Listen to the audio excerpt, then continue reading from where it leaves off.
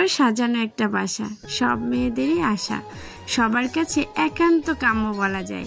অনেকে অন্যের সাজানো গোছানো দেখে ভাবে যদি এভাবে আমিও সাজাতে পারতাম।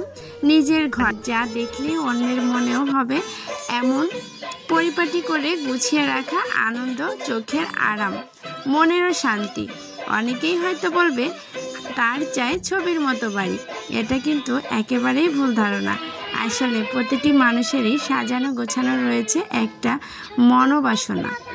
কে কিভাবে বাড়ি সাজাবে তা কি একদিকে যেমন নির্ভর করে তার ব্যক্তিগত রুচির ওপর, অন্যদিকে তার শৌখিনতা আর তার চাহিদার অনুযায়ী প্রাধান্য দিতে হবে।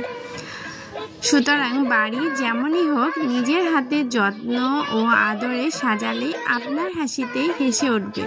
অনেকেরই ধারণা ঘর সাজাতে বিশেষ কিছু সামগ্রী প্রয়োজন এবং তা হতে হবে বেশ দামি বা খুব কেতাদগ্রস্ত কোনো ডেকোরেটিভ পিস।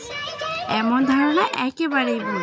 সবার প্রথমে প্রয়োজন রুচি ও নিজের ইচ্ছা।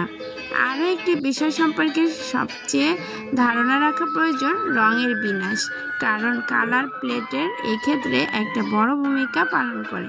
রং এমনই একটি বিষয় যা চাইলেই পাল্টে ফেলা সম্ভব নয়, তাই কিছুটা নিজের মতো করে আর কিছুটা নিজের ক্রিয়েটিভিটি দিয়ে বাড়ি সাজালে অনেক বেশি সুন্দর হয়, আর সেটা সবার কাছেও সুন্দর লাগে, নিজেরও আত্মতৃপ্তি হয়।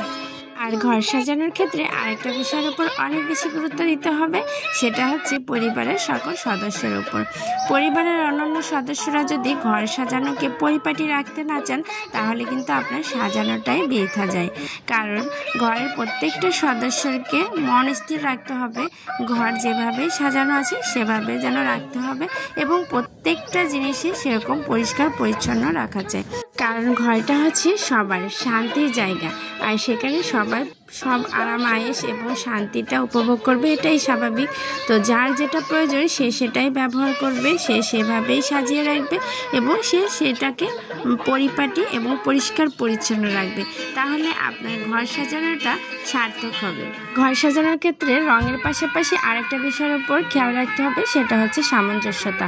আপনি কী ধরনের জিনিস দিয়ে আপনার ঘর সাজিয়েছেন ঠিক সেরকমটাই সামঞ্জস্য রেখে সাজাতে হবে, তাহলে কিন্তু আপনার ঘরটা মনের মতো ফুটে উঠবে, ঠিক যেমনটা আপনি চেয়েছেন। আজকের ভিডিওতে বলা কথাগুলো শুধু মনের ভেতর থেকে আসা ছিল। তো আপনাদের যদি এই কথাগুলো ভালো লেগে থাকে, অবশ্যই আমার পেজটাকে ফলো দিয়ে পাশে থাকবেন। সবাই ভালো থাকবেন, সুস্থ থাকবেন। দেখা হবে নেক্সট কোনো ভিডিওতে আবারও। আল্লাহ হাফেজ।